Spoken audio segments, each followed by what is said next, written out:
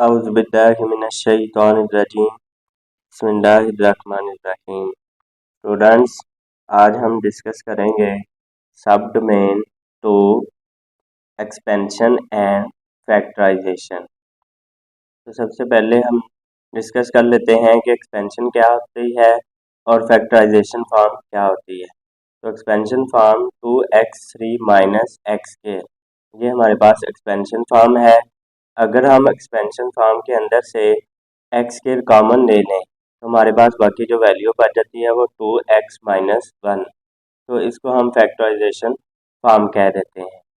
तो expansion form के अंदर से हमारे पास जो 2 है वो कोएफिशिएंट और कांस्टेंट है, x जो है वो वेरिएबल है और जो x की पावर 3 है वो हमारे पास बेस है, इसको एक्सपोनेंट भी बोलते हैं और पावर ऑफ x की पावर भी बोलते हैं।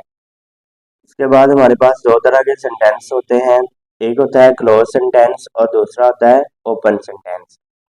तो सबसे पहले हम देख लेते हैं कि क्लोज सेंटेंस किसको कहते हैं। A clause sentence is always true और ऑलवेज फॉल्स। तो जो हमारे पास क्लोज सेंटेंस है वो या हमेशा ट्रू होगा, सही होगा, या फिर हमेशा गलत होगा। उसके बाद है open sentence. An open sentence is neither true nor false.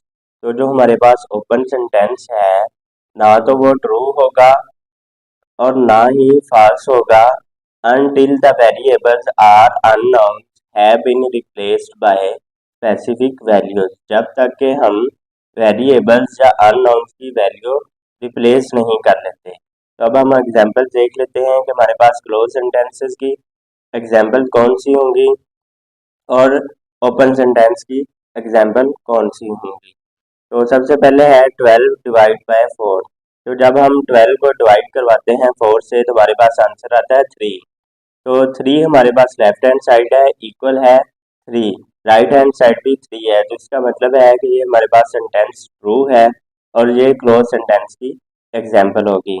Next example है 6 इज एन इवन नंबर। तो हम बिल्कुल हमारे पास 6 जो है वो एक इवन नंबर है, तो हमारे पास ये भी सेंटेंस ट्रू होगा और ये क्लोज सेंटेंस की एग्जांपल होगी। नेक्स्ट है 4 क्लास 9 इक्वल है 9 प्लस 9 प्लस 9 प्लस 9 प्लस 9। तो स्टूडेंट्स राइट हैंड साइड पे हमारे पास 5 टाइम्स 9 है। अगर हम 5 टाइम्स 9 को ऐड करते हैं तो 9 प्लस 9 18 प्लस 9 27 प्लस 9 36 प्लस 9 45। जबकि जो हमारे पास लेफ्ट हैंड साइड है वो हमारे पास बन रही है 4 क्रॉस 9 इक्वल 36। तो लेफ्ट हैंड साइड हमारे पास 36 है और राइट हैंड साइड हमारे पास 45 है। तो left hand side not equal है राइट हैंड साइड के, तो इसका मतलब है कि ये हमारे पास सेंटेंस फॉल्स है और अगर सेंटेंस फॉल्स है तो भी वो क्लोज सेंटेंस होगा। अब हम डिस्कस कर लेते हैं एग्जांपल्स ऑफ ओपन सेंटेंस। तो x प्लस 4, अब हमें x जो वेरिएबल है इसकी वैल्यू का नहीं पता, तो इसलिए ये हमारे पास ओपन सेंटेंस होगा। फिर है 3y माइनस 4, तो अब जो y वेरिएबल है इसकी वैल्यू का हमें नहीं पता, इसलिए ये हमारे पास ओपन सेंटेंस होगा।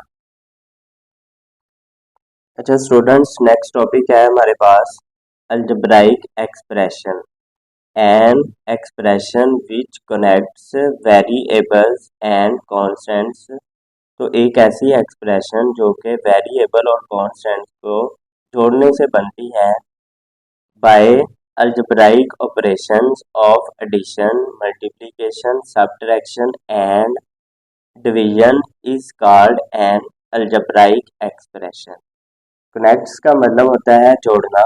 तो एक ऐसी एक्सप्रेशन जिसको हम वेरिएबल्स और कॉन्स्टेंट्स को जोड़ के बनाते हैं और फिर उसके ऊपर हम जो है अलजेब्राइक ऑपरेशंस परफॉर्म करते हैं, like addition, subtraction, multiplication and division.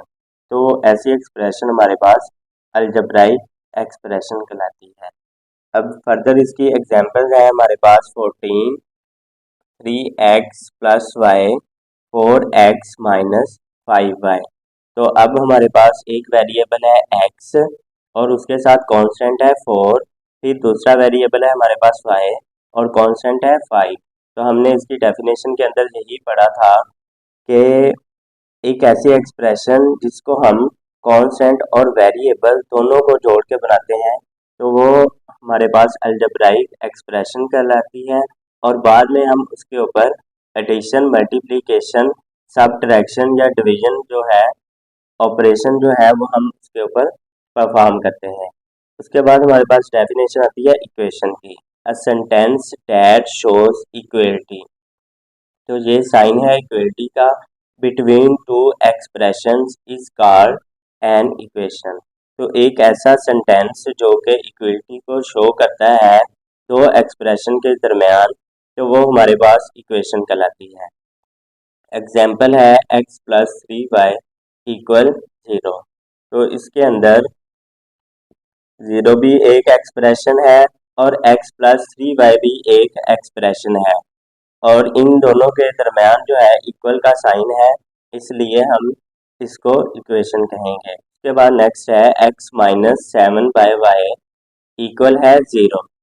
तो इसके अंदर x-7/y भी एक इक्वेशन है और इक्वेशन एक्सप्रेशन है इक्वल 0, 0 भी एक एक्सप्रेशन है। तो इसलिए ये जो हमारे पास एग्जाम्पल है ये इक्वेशन की एग्जाम्पल है।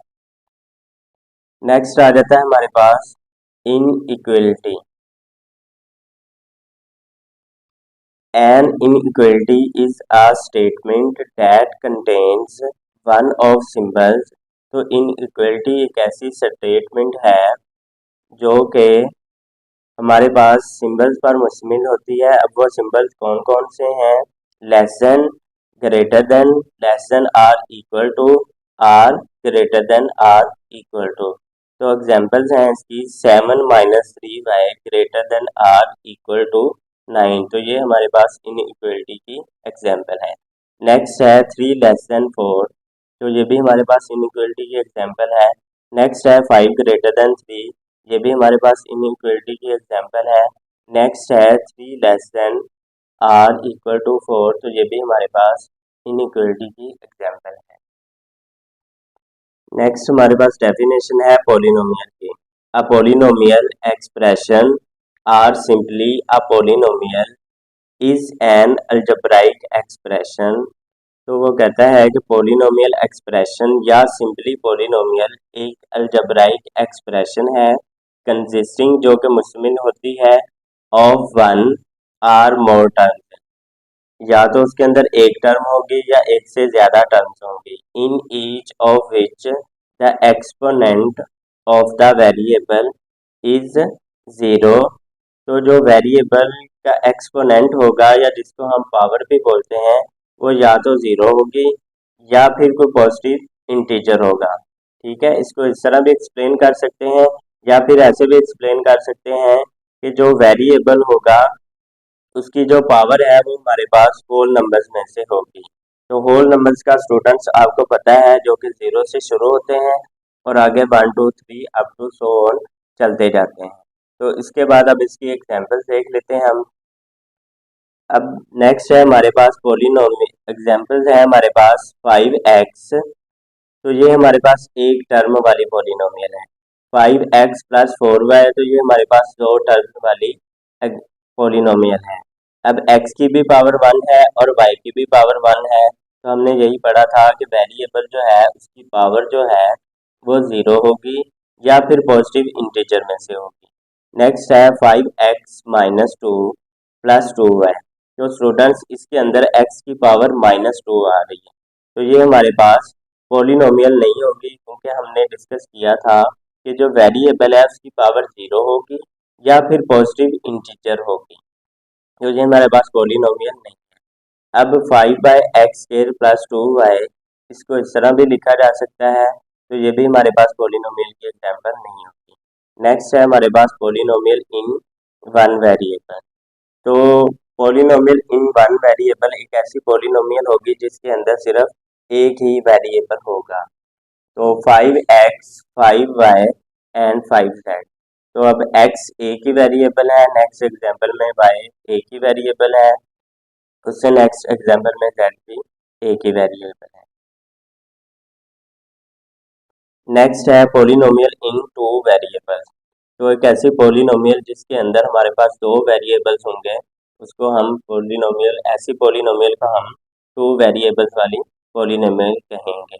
5x plus 5y plus 5xy।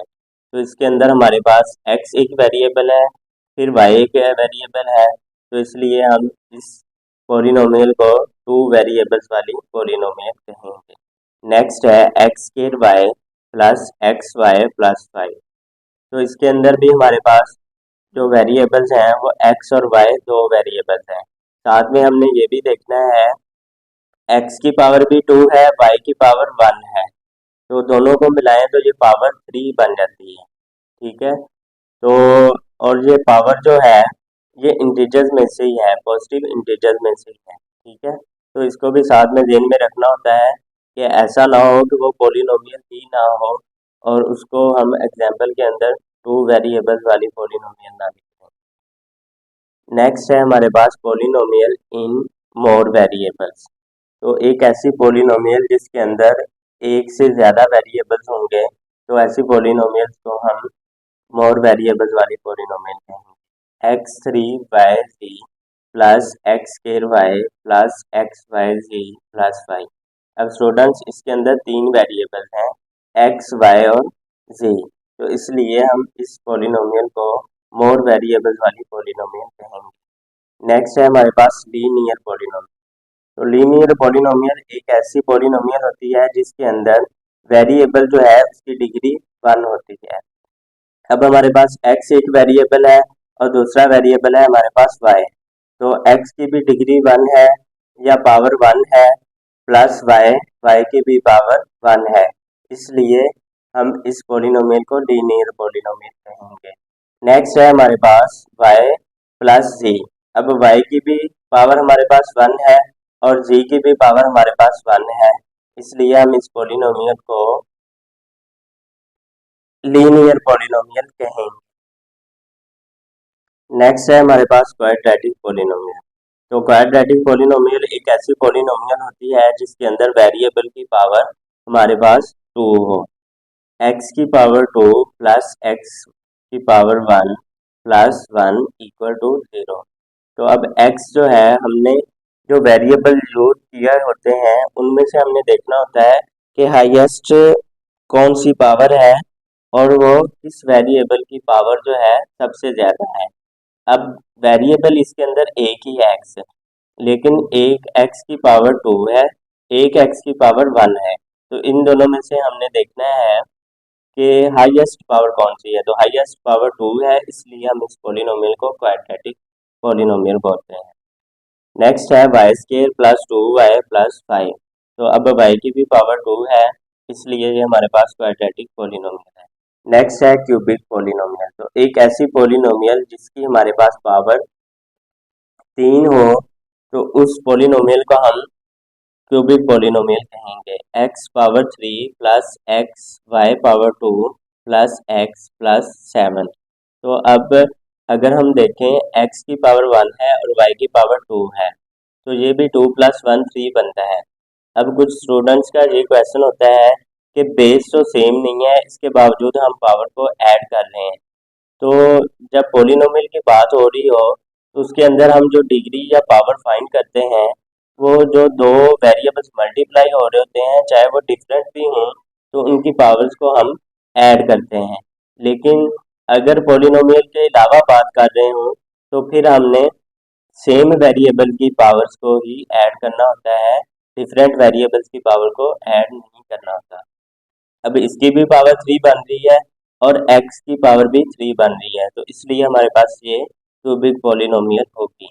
Next example है X Y square plus X square Z plus X square Y plus 5। तो अब अगर हम y की पावर 2 और x की पावर 1 इन दोनों को ऐड करें तो हमारे पास ये 3 बन जाता है, तो इसलिए हमारे पास ये पोलिनोमियल क्यूबिक पोलिनोमियल होगी। नेक्स्ट है बाई क्वाड्रेटिक पोलिनोमियल। तो बाई क्वाड्रेटिक पोलिनोमियल एक ऐसी पोलिनोमियल होती है जिसके अंदर हमारे पास वेरिएबल की जो पावर है वो 4 हो। तो अब x3 y, x की पावर 3 है और y की पावर 1 है, तो इसकी पावर जब हम ऐड करेंगे पावर को तो 3 + 1 4 हो जाएगा, प्लस x की power 4 plus x3 + 1 equal to 0। तो ये हमारे पास बाई क्वाड्रेटिक पॉलिनोमियल की एग्जाम्पल है। अब हम शुरू करते हैं एक्सरसाइज 2.4। उसका जो हमारे पास क्वेश्चन 1 है वो है separate the open and clause sentence. तो इसके अंदर हमने ओपन सेंटेंस और क्लोज सेंटेंस को अलग अलग करना है। तो सबसे पहले है 3x + 4y इक्वल है 1 के। तो हमने ओपन सेंटेंस की डेफिनेशन के अंदर ये पढ़ा था कि जब तक हमें x और y वेरिएबल्स की वैल्यूज का नहीं पता चल जाता या हम वैल्यूज रिप्लेस नहीं कर लेते तो हम उस सेंटेंस को ओपन सेंटेंस कहेंगे। नेक्स्ट है 2x3 - 1 इक्वल है 6। तो ये भी हमारे पास ओपन सेंटेंस होगा क्योंकि x वेरिएबल यूज हुआ है और x की वैल्यू का हमें पता नहीं है। 5 × 4, अगर हम 5 × 4 इक्वल होता है 20 इक्वल है 20 के, तो लेफ्ट हैंड साइड भी 20 के है और राइट हैंड साइड भी इक्वल टू 20 है। तो इसका मतलब है कि लेफ्ट हैंड साइड इक्वल है राइट हैंड साइड के, तो ये हमारे पास ट्रू होगा। और हमने क्लोज सेंटेंस की डेफिनेशन पढ़ी थी कि क्लोज सेंटेंस एक ऐसा सेंटेंस होगा जो या हमेशा सही होगा या फिर हमेशा गलत होगा, तो इसलिए हमारे पास ये क्लोज सेंटेंस की एग्जाम्पल होगी। नेक्स्ट है 5y + 7 इक्वल है y के। तो अब जो y वेरिएबल है उसकी वैल्यू हमने रिप्लेस नहीं की हुई या उसकी वैल्यू का हमें पता नहीं है, इसलिए हम इस सेंटेंस को ओपन सेंटेंस कहेंगे। नेक्स्ट है 10 + 40, ये इक्वल होता है 50 के। अब लेफ्ट हैंड साइड भी 50 है इक्वल है 50, राइट हैंड साइड भी 50 के इक्वल है, तो इसका मतलब है लेफ्ट हैंड साइड इक्वल है राइट हैंड साइड के, तो ये हमारे पास क्लोज सेंटेंस होगा। नेक्स्ट है 72 ÷ 8। तो यहाँ पे 72 को पहले हमने अंदर रखा और 8 पे डिवाइड किया तो हमारे पास आंसर आ गया 9। अब लेफ्ट हैंड साइड भी 9 के इक्वल है 9, तो राइट हैंड साइड भी 9 के इक्वल है। इसका मतलब है कि ये स्टेटमेंट हमारे पास ट्रू है या सेंटेंस ट्रू है, इसलिए ये क्लोज सेंटेंस की एग्जांपल होगी। नेक्स्ट है क्वेश्चन 2। इसके अंदर हमने फाइंड करना है separate the expression and equation. हमने इक्वेशन और एक्सप्रेशन को जो है वो अलग अलग करना है। तो 2x - 1 इक्वल 0। तो हमने इक्वेशन की डेफिनेशन के अंदर पढ़ा था कि दो एक्सप्रेशन के दरमियान जब इक्वल का साइन आ जाता है तो फिर उन एक्सप्रेशन को हम एक्सप्रेशन नहीं कहते बल्कि इक्वेशन कह देते हैं।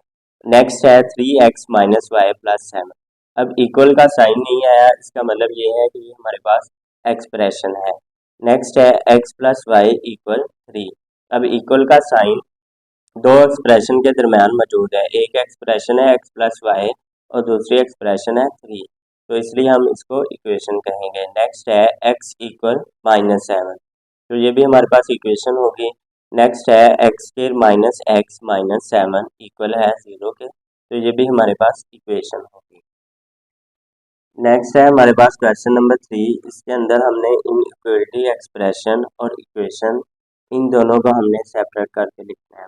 तो सबसे पहले क्वेश्चन 3 का पार्ट नंबर 1 है 3x + 7 ग्रेटर देन है 10 से। तो इसका मतलब ये है कि हमारे पास अब इनइक्वालिटी एक्सप्रेशन के अंदर हमने ये पढ़ा था कि उसके अंदर हमारे पास 4 साइन यूज होते हैं। एक तो less than or equal to, ये दो साइन, दूसरा greater than or equal to. तो ये चार साइन अगर हमारे पास यूज हो रहे हो तो हम उस एक्सप्रेशन को जो है इनइक्वालिटी एक्सप्रेशन कह देते हैं। नेक्स्ट है 2x - 5 less than or equal to 1। तो ये भी हमारे पास इनइक्वालिटी एक्सप्रेशन है। नेक्स्ट है 3x - 7 इक्वल है 7x। तो हमने क्वेश्चन 2 के अंदर भी ये डिस्कस किया था कि अगर दो एक्सप्रेशन के दरमियान इक्वल का साइन आ जाए तो उसको हम इक्वेशन कह देते हैं। नेक्स्ट है 7x - 5 ग्रेटर देन 6x। तो ये भी हमारे पास इनइक्वालिटी है। नेक्स्ट है 5x इक्वल है 7। तो ये हमारे पास इक्वेशन की एग्जाम्पल है। नेक्स्ट है 10x/3 इक्वल 5। तो ये भी हमारे पास इक्वेशन की एग्जाम्पल है। नेक्स्ट है हमारे पास क्वेश्चन नंबर 4।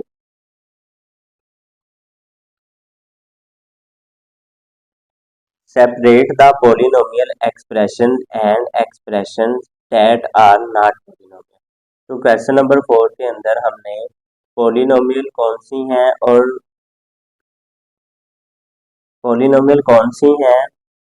और जो पोलिनोमियल नहीं है उन दोनों का हमने अलग अलग लिखना है। तो सबसे पहले हम एक दफ़ा रिकॉल कर लेते हैं जो हमने डेफिनेशन पढ़ी थी पोलिनोमियल की। वो हमने पढ़ी थी डेफिनेशन के पोलिनोमियल जो है उसके अंदर हमारे पास जो वेरिएबल है उसकी पावर 0 होगी या फिर पॉजिटिव इंटीजर होगी, या फिर इसकी दूसरी डेफिनेशन ये है कि जो वेरिएबल होगा उसकी पावर होल नंबर में से बिलोंग करनी चाहिए या होल नंबर में से। अब x square plus x minus 1, अब एक्स वेरिएबल है तो इसकी पावर 2 है जो कि पॉजिटिव इंटीजर है, फिर प्लस एक्स है उसकी पावर 1 है जो कि पॉजिटिव इंटीजर है। तो ये हमारे पास पोलिनोमियल की एग्जांपल होगी। नेक्स्ट है x square y plus x y square.